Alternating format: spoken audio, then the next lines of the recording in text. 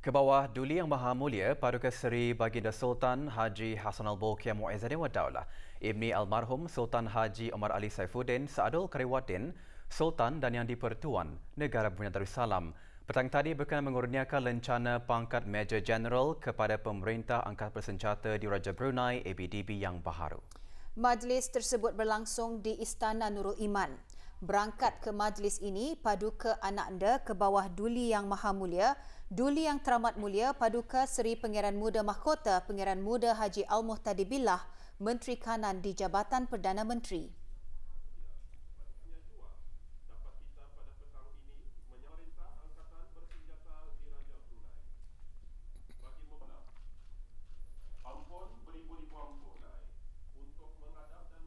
Major General Udara Datuk Seri Pahlawan Haji Hamzah bin Haji Sahad, Pemerintah ABDB ke-11, sebelum ini memegang beberapa jawatan penting termasuk Pemerintah Tentera Udara di Raja Brunei ke-14 bermula 15 Ogos 2018 hingga 28 Ogos 2020, Pemerintah Angkatan Bersama dan Ketua Staf Markas Angkatan Bersama ABDB.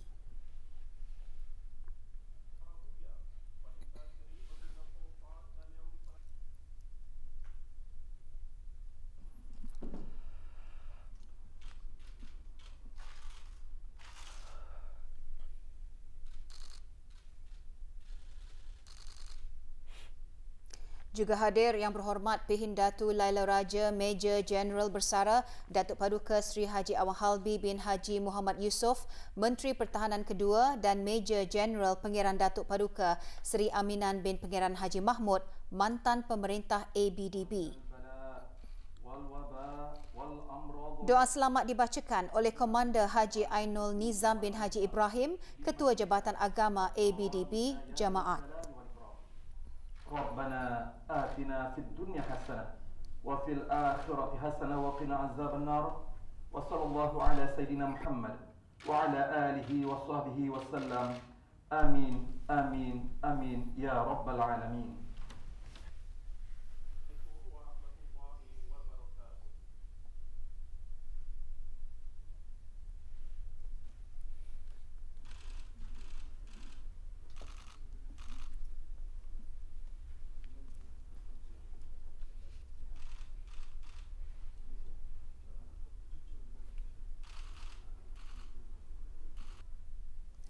Ke bawah Duli Yang Maha Mulia Paduka Seri Baginda Sultan dan Yang di-Pertuan Negara Brunei Darussalam kemudian berkenan menerima mengadap mantan pemerintah dan pemerintah ABDB yang baharu.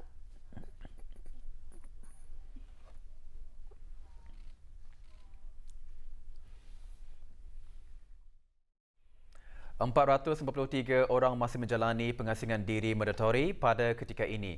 Kementerian Kesihatan dalam siaran akhbar Kementerian Kesihatan mengenai perkembangan situasi jangkitan COVID-19 di negara Brunei Darussalam juga menyatakan tidak ada kes baharu jangkitan COVID-19 dicatatkan hari ini.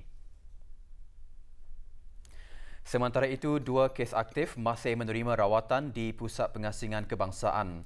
Siaran akhbar turut memaklumkan jumlah keseluruhan jangkitan iaitu 144 kes. Manakala kes yang sembuh seramai 139 orang.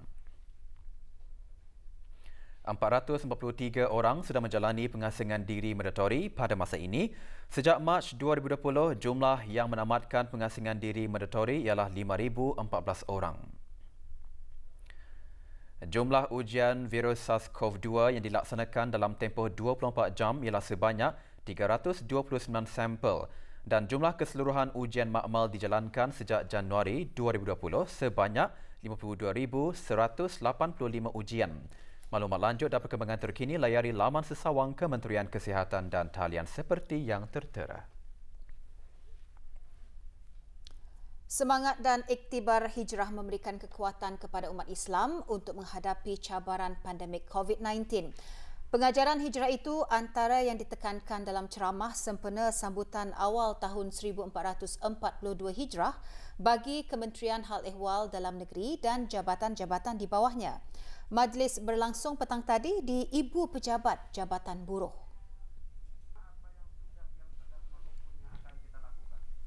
Dan kita berharap mudah-mudahan Allah Subhanahu wa Ta'ala yang dimuliakan Hadir Yang Berhormat Pihin Orang Kaya Sri Kerna Datuk Seri Setia Dr. Haji Awang Abu Bakar bin Haji Apong, Menteri Hal Ehwal Dalam Negeri, ceramah bertajuk Penghijrahan dan Mengambil Pengajaran dari COVID-19 disampaikan oleh Dr. Harapandi Amak Hairani, Pengarah Pusat Penyelidikan dan Pengarah Jawi dan Kitab Turath, Kolej Universiti Perguruan Ugama Seri Begawan Kupu SB. Juga hadir ahli-ahli Majlis Mesyuarat Negara, pemangku setiausaha tetap dan pemangku timbalan setiausaha tetap Kementerian Hal Ehwal Dalam Negeri. Majlis tahun ini dikelolakan oleh Jabatan Buruh.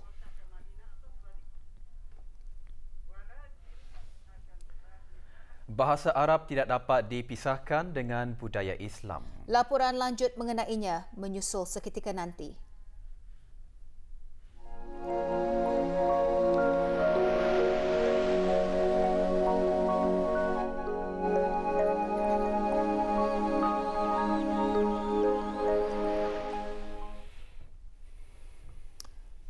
Skim Beasiswa Sultan's Scholar merupakan antara beberapa program pembangunan kapasiti manusia yang diperkenalkan oleh Kerajaan Kebawahdulian Maha Mulia Paduka Seri Baginda Sultan dan Yang di-Pertuan Negara Brunei Darussalam melalui Yayasan Sultan Haji Hassanal Bolkiah untuk merealisasikan Wawasan Brunei 2035 ke arah rakyat berpendidikan dan berkemahiran tinggi dan kehidupan rakyat berkualiti tinggi. Para penerima anugerah Beasiswa Sultan's Scholar Yayasan Sultan Haji Hassanal Bolkiah merupakan para penuntut yang cemerlang dalam bidang akademik dan kegiatan luar sekolah yang dikenal pasti oleh pihak yayasan, Kementerian Pendidikan dan Kementerian Hal Ehwal Ugama. Sejak pengurniaan Beasiswa Sultan Scholar diperkenankan pada tahun 2016, sehingga kini 47 orang telah menerima anugerah tersebut. Petang kemarin diadakan majlis menandatangani perjanjian dan doa selamat bagi para penerima anugerah Beasiswa Sultan Scholar Yayasan Sultan Haji Hassanal Bolkiah bagi sesi pengajian tahun 2020-2021. Majlis tersebut berlangsung di Kompleks Bangunan Yayasan Bandar Seri Begawan. Majlis penandatanganan disaksikan oleh Yang Berhormat Pendatu Lala Raja, Major Jeneral Besar Datuk Paduka Seri Haji Awang Halbi bin Haji Muhammad Yusof, Menteri Pertahanan kedua selaku pengerusi Lembaga Pengarah Yayasan Sultan Haji Hassanal Bolkiah. Para penerima beasiswa menandatangani perjanjian ini bersama dua orang penjamin terdiri daripada ibu bapa mereka atau ahli keluarga terdekat. Awangku Muhammad Ashraf Haziq Iman bin Pangeran Asmali akan meneruskan pengajian dalam jurusan kejuruteraan Electrical dan Elektronik di University College London, United Kingdom. Dayang Siti Aisyah binti Salim akan meneruskan pengajian dalam jurusan takhasus Al-Quran wal Qiraat di Mahad Qiraat, University Al-Azhar, Mesir. Dayang Aisyah binti Muhammad Yusof akan melanjutkan pengajian dalam jurusan Syariah wa Kanun di University Al-Azhar, Mesir. Sementara Dayang Kadrina Abdul Latif binti Abdullah yang sebelum ini menerima Beasiswa Sultan Scholar bagi sesi pengajian 2016-2017 dalam jurusan Sains Bioperubatan di Imperial College London, United Kingdom akan meninggikan tahap pengajian ke peringkat sarjana dalam kursus Embryology Clinical di Green Templeton College, University of Oxford, United Kingdom. Menandatangani bagi pihak yayasan Dr. Dayang Nur Imtihan binti Haji Abdul Razak, Setiausaha Tetap Perancangan Guna Tanah dan Alam Sekitar di Kementerian Pembangunan selaku pemangku pengarah urusan yayasan dan Awang Haji Puasa bin Haji Jumat penolong pengarah urusan yayasan. Para penerima menjunjung kasih kehadapan Majlis Kebawahdulian Maha Mulia Paduka Seri Baginda Sultan dan Yang di-Pertuan Negara Brunei Darussalam di atas anugerah yang diterima.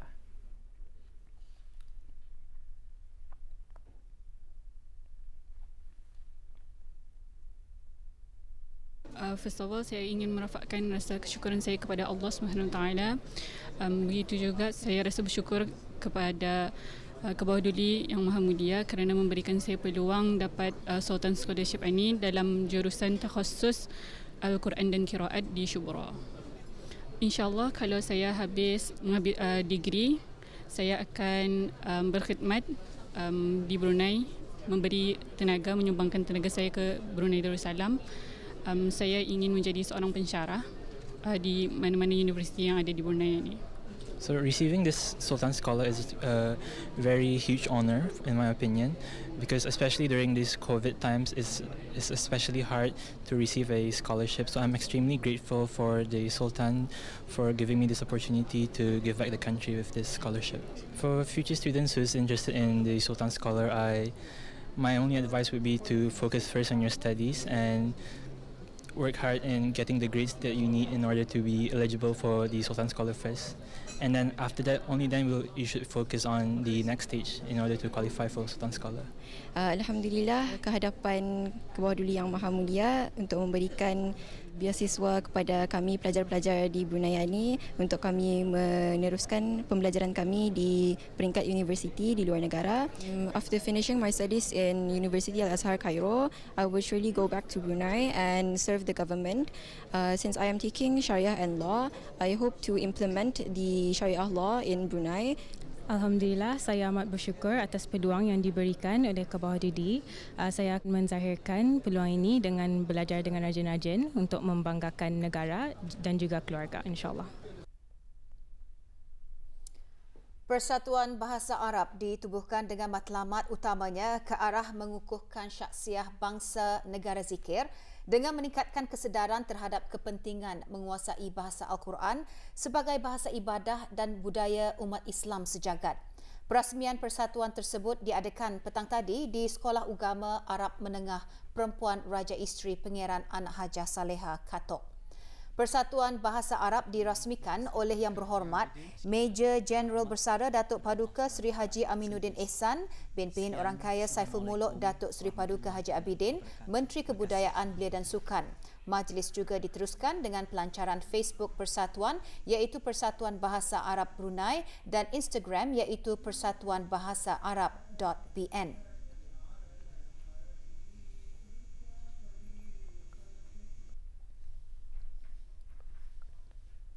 Hiwar atau forum bertajuk Pengalaman Belajar dan Mengukuhkan Budaya Bahasa Arab dalam kalangan masyarakat Islam Brunei.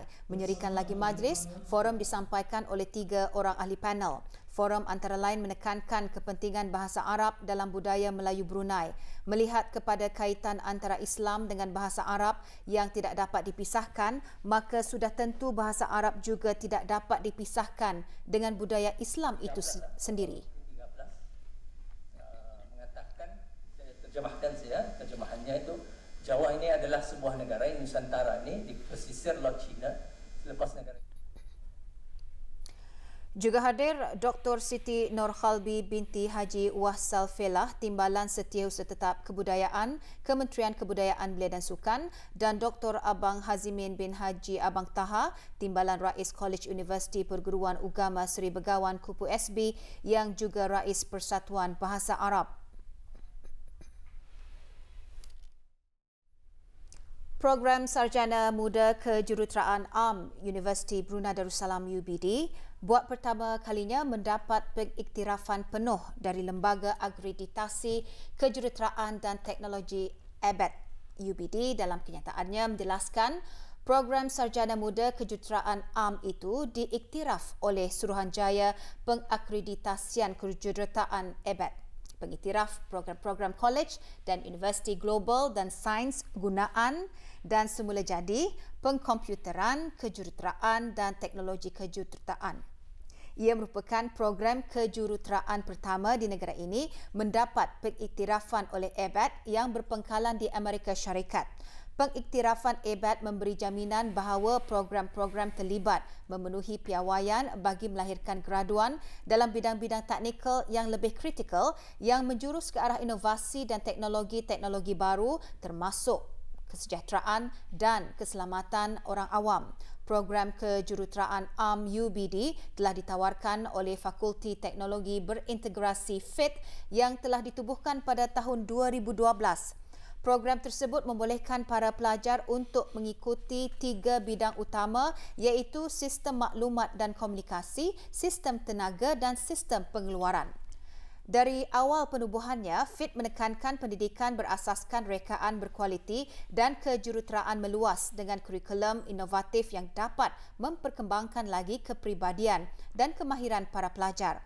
Akreditasi penuh ABET bagi program kejuruteraan AM UBD menjamin bahawa program-program kejuruteraan UBD telah memenuhi piawaian tinggi antarabangsa dalam mempersiapkan graduan untuk memasuki bidang-bidang STEM yang lebih kritikal dalam persekitaran tenaga kerja global yang kian mencabar. Orang ramai dialalukan menyertai pertandingan menulis storyboard bagi aplikasi permainan dalam talian keselamatan jalan raya yang dibukakan mulai hari ini 1 September 2020 hingga 30 September 2020 pukul 2 petang. Majlis Kebangsaan Keselamatan Jalan Raya MKKJR dalam siaran akhbarnya menjelaskan pertandingan bertujuan memupuk budaya keselamatan jalan raya dari usia muda lagi, iaitu bermula dari usia 6 tahun melalui aplikasi permainan dalam talian. Dengan pendedahan aspek-aspek keselamatan jalan raya ini bagi golongan kanak-kanak diharapkan akan dapat menerapkan nilai-nilai keselamatan jalan raya kepada mereka bukan sahaja untuk diri sendiri, malahan para ibu bapa serta keluarga mereka. Hadiah bagi pemenang menulis storyboard adalah RM400 beserta sijil penyertaan bagi juara. Sementara hadiah wang tunai RM100 beserta sijil penyertaan untuk 4 peserta teratas lain. Bagi maklumat lanjut, layari www.mkkjr.gov.bn palang storyboard atau email kepada mkkjr@mtic.gov.bn. Unified National Network atau UNN akan melaksanakan projek baharu bagi perluasan rangkaian akses radio mudah alih atau dikenali sebagai RAN.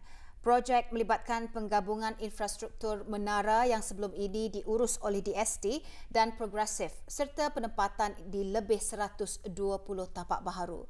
Projek akan bermula bulan ini dan dilaksanakan bagi tempoh 30 bulan akan datang. Projek tersebut juga bertujuan meningkatkan liputan di kawasan-kawasan pedalaman dan kapasiti di kawasan yang ramai penduduk. Berikutan dengan peningkatan permintaan data mudah alih di seluruh negara, spektrum radio tambahan akan ditingkatkan bagi rangkaian 4G ke arah menambah kapasiti rangkaian dan manfaat bagi para pelanggan. Usaha ini juga membolehkan UNN memperbaiki liputan stesen-stesen pengkalan rangkaian yang sedia ada dalam masa terdekat dengan menambah frekuensi. Ini setentunya memberi impak positif kepada liputan di lokasi-lokasi terpencil dan dalam lingkungan bangunan-bangunan dan akan dipasang di seluruh negara. Oleh kerana projek ini melibatkan perubahan ke atas setiap stesen pengkalan, maka perkhidmatan di setiap stesen pengkalan akan ditutup. Disebab itu, gangguan perkhidmatan di setiap stesen akan dijangka berlaku dalam masa minima selama 10 minit dan maksima selama 2 jam. Ini akan melibatkan kesemua pengguna telefon bimbit di lokasi masing-masing.